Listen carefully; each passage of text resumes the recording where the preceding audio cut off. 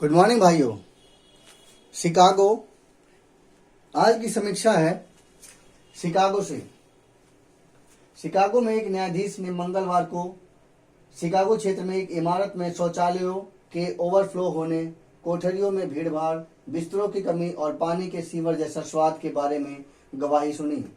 यह इमारत ट्रंप प्रशासन के आवर्जन दमन के तहत पकड़े गए लोगों के लिए एक प्रमुख हिरासत स्थल के रूप में कार्य करती है। ये वो लोग हैं जो कि माइग्रेशन पीपल को उन्होंने इस जगह पे रखा है। ये उस बारे में बताया गया है। शिकागो से ठीक बाहर ब्रॉडव्यू स्थित इमारत में बंद लोगों ने वहां की स्थितियों के बारे में दुर्लभ सार्वजनिक विवरण प्रस्तुत किए हैं, क्योंकि अमेरिकी जिला न्यायाधीश रॉबर्ट गेटलमैन उस जगह में बदलाव का आदेश देने पर विचार कर रहे हैं, जो विरोध प्रदर्शनों और संघीय एजेंटों के साथ टकराव का केंद्र बन गई हैं। मैं नहीं चाहता कि कोई और मेरी जगह जिंदगी ऐसी जिए, 47 वर्षीय फेलिप अगस्टीन जमाकोना ने कहा है, जो कि एक अमेरिकन ड्राइवर और मैक्सिकन अप्रवासी हैं और दशकों से अमेरिका में रह रहे हैं। ऐसे लोग जो मैक्सिकन, जो कि अमेरिका के पास ही है, उस देश के लोग वहां पर रह रहे थे। जब उस माइग्रेशन का ये हाल है तो हमारे इंडियनों का क्या हाल होगा, आप सोच सकते हैं। जमाकोना ने बताया कि एक हिरासत कक्ष में 150 लोग थे, सोने के लिए बेताब। उन्होंने बताया कि एक बार उन्होंने शौचालय जाने के लिए उठे एक व्यक्ति की जगह ले ली थी। और पानी, जमाकोना ने बताया कि उन्होंने सिंक से पानी पीने की कोशिश की, लेकिन उसका स्वाद सीवर के पानी जैसा था। आप सोच सकते हैं कितनी बुरी हालत है। जज ने हालत को क्रूर बताया। पिछले हफ्ते दायर एक मुकदमे में सरकार पर भोजन, पानी और चिकित्सा सेवाओं तक उचित पहुंच से वंचित करने और लोगों को ऐसे दस्तावेजों पर हस्ताक्षर करने के लिए मजबूर करने का आरोप लगाया है। अब आप सोच सकते हैं, एक ड्राइवर है जो कि एक योग्य है और उस योग्य आदमी का इस तरह से हालत हो रही है। वो ट्रंप प्रशासन, या मैं कहूं दूसरे शब्दों में अमेरिकन प्रशासन की ये हालत है कि एक योग्य व्यक्ति को अपने नियमों के तहत इस तरह से किया जा रहा है।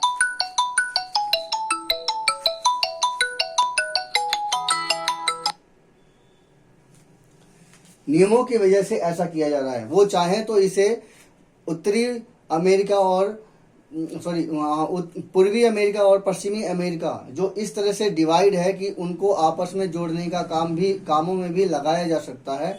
ऐसे ड्राइवरों को वहां पर सही तरीके से काम करवाया जा सकता है, माइग्रेशन लोगों को। लेकिन इसके बावजूद भी वहां पर उनके प्रशासन को एक नए तरीके से रूल बनाने का चढ़ी थी, जिसकी वजह से वहां पर इस तरह से हाल हो गए हैं। मतलब योग्यता की कोई वैल्यू नहीं है। हस्ताक्षर करने के लिए मजबूर करने का आरोप लगाया, जिन्हें वे समझते ही नहीं। मुकदमे में आरोप लगाया गया है कि बिना इस जानकारी के और वकीलों से निजी बातचीत के उन्होंने अनजाने में अपने अधिकारों का त्याग कर दिया और निर्वासन का सामना किया। मैकआर्थर जस्टिस सेंटर के वकील एलेक्सा वेंट ने जज से कहा कि यह शौचालय या फिजी में पानी की बोतल न मिलने का मामला नहीं है। ये कई भयावह हालत है जिन्हें एक साथ देखने पर एक भयावह तस्वीर उभरती है। जज ने सुनवाई के शुरुआत यह कहकर कहा कि मैकआर्थर जस्टिस और American civil liberties union of Illinois द्वारा दायर मुकदमे में लगाए गए आरोप घृणित हैं। जैसे जैसे दिन बीतता गया, गेटलमैन की राय और तीखी होती गई और उन्होंने कहा कि हालत बेवजह क्रूर थे। जज ने कहा कि इस बात के पुख्ता सबूत हैं कि यह सुविधा अब सिर्फ एक अस्थायी हिरासत केंद्र नहीं रह गई है, यह वास्तव में एक जेल बन गई है। संघीय अधिकारियों का कहना है कि सुधार किए गए हैं। न्याय विभाग के वकील जना ब्रेडी ने स्वीकार किया है कि शिकागो के ठीक बाहर स्थित वार्ड्यू बिल्डिंग में कोई बिस्तर नहीं है, क्योंकि इसे दीर्घकालीन हिरासत स्थल के रूप में इस्तेमाल करने का इरादा नहीं था। उन्होंने कहा कि अधिकारियों ने पिछले कुछ महीनों में कार्यप्रणालियों में सुधार किया है और साथ ही यह भी कहा है कि सीखने की प्रक्रिया भी शुरू हुई है। अब आप ये देख सकते हैं, ये सोच सकते हैं कि एक योग्य नागरिक का, चाहे वो अमेरिकन हो चाहे वो किसी और देश का एक योग्य नागरिक के ये हाल हैं जो अमेरिका में रह रहे हैं। बाकी जो अगर अगर अनटेंड होंगे तो उनका क्या हाल हो रहा होगा।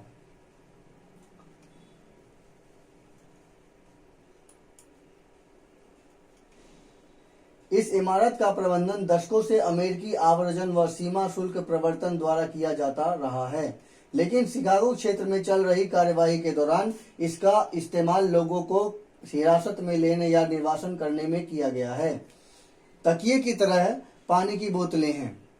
एक अनुवादक की मदद से गवाही देते हुए 56 वर्षीय पाब्लो मैरोनो गैजालेज ने कहा है कि उन्हें पिछले हफ्ते काम शुरू करने का इंतजार करते हुए गिरफ्तार किया गया था।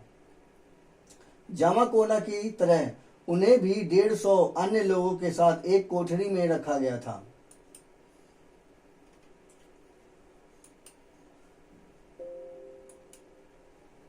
जहां ना तो बिस्तर था, न कंबल, न टूथब्रश और ना ही टूथपेस्ट। मैराना गैजोलेज ने रोते हुए जज से कहा कि यह वाकई बहुत बुरा था, यह बहुत ज्यादा था। कैरोलिना पेरेरा गुएरो ने होंडुरास से गवाही दी, जो अपने 2 बच्चों से अलग हैं जो अमेरिका में रह रहे हैं। उन्होंने बताया कि उन्हें अक्टूबर में वार्ड्यू से 5 दिनों तक रखा गया था और उन्होंने याद किया कि उन्होंने एक बंद शौचालय को साफ करने के लिए कचरे के थैले का इस्तेमाल किया था। बंद शौचालय को साफ करने के लिए कचरे के थैले का इस्तेमाल किया था। इस तरह से बुरी हालत है।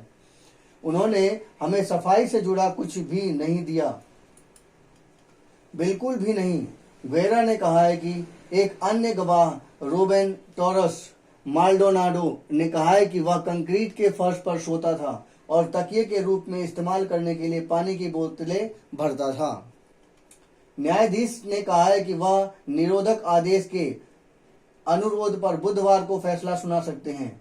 महीनों से अधिवक्ता वर्ल्डव्यू की स्थितियों को लेकर चिंता जता रहे हैं, जिसकी कांग्रेस के सदस्यों, राजनीतिक उम्मीदवारों और कार्यकर्ता समूहों ने जांच की है। वहां बंद लोगों के वकीलों और रिश्तेदारों ने इसे एक वास्तविक निरोध केंद्र बताया है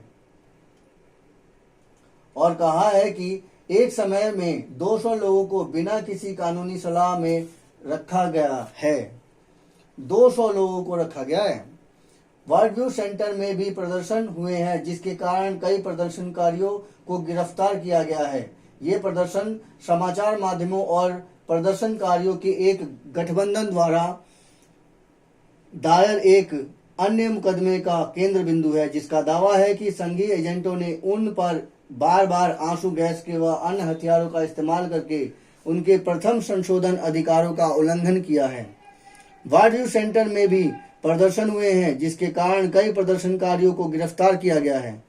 ये प्रदर्शन समाचार माध्यमों और प्रदर्शनकारियों के एक गठबंधन द्वारा दायर एक अन्य मुकदमे का केंद्र बिंदु है, जिनका दावा है कि संघीय एजेंटों ने उस पर बार बार आंसू गैस और अन्य हथियारों का इस्तेमाल करके उनके प्रथम संशोधन अधिकारों का उल्लंघन किया है। अब आप ये सोच सकते हैं कि माइग्रेशन पीपुल का क्या हाल है। मैं समझता हूं कि अमेरिका में विपक्ष पार्टी और या एलन मस्क जैसे महान लोग अगर इस तरह के एक्टिविटी को अगर बजाय इस तरह से ना करके पूरब और पश्चिम वाले अमेरिकन लोगों को जोड़ने के लिए कोई ना कोई तरीका इस्तेमाल करके अगर उनका इस्तेमाल कर सकते हैं लोगों को, तो वो ज़्यादा अच्छा रहता, बजाय वो एक माइग्रेशन के रूप में एक जगह रखने के। क्योंकि ह्यूमन रिसोर्सेस सबसे महत्वपूर्ण है। ह्यूमन रिसोर्सेस उसका इस्तेमाल किस तरह से किया जाए, इसका महत्व है। इसका कोई भी महत्व नहीं कि वो नागरिक किस देश का है। नागरिकता का सवाल आपके कोर्ट कचहरी और उसके बाद दंड के रूप में दिया जा सकता है, लेकिन इस तरह से अगर एक्टिविटी की जाती है तो इससे देश की भी बदनामी होती है। जो देश वर्ल्ड का नंबर 1 विकसित देश है, उस देश की ये हालत है, तो बाकी देशों का क्या हालत हो सकता है आप सोच सकते हैं। यह एक जघन्य अपराध है। मैं समझता हूं कि इस मामले में अगर विपक्ष इसको उठाए तो सही तरीके से उठाए, ताकि उत्तरी अमेरिका और दक्षिणी अमेरिका को जोड़ने में एक नई भूमिका के रूप में ये माइग्रेशन लोग अपना योगदान दे सकें। मेरी इस तरह की समीक्षा के लिए मैं आपको धन्यवाद देता हूं और मेरे इस बात पर कमेंट करने के लिए धन्यवाद। कृपया मेरे इस चैनल को सब्सक्राइब कीजिए। धन्यवाद।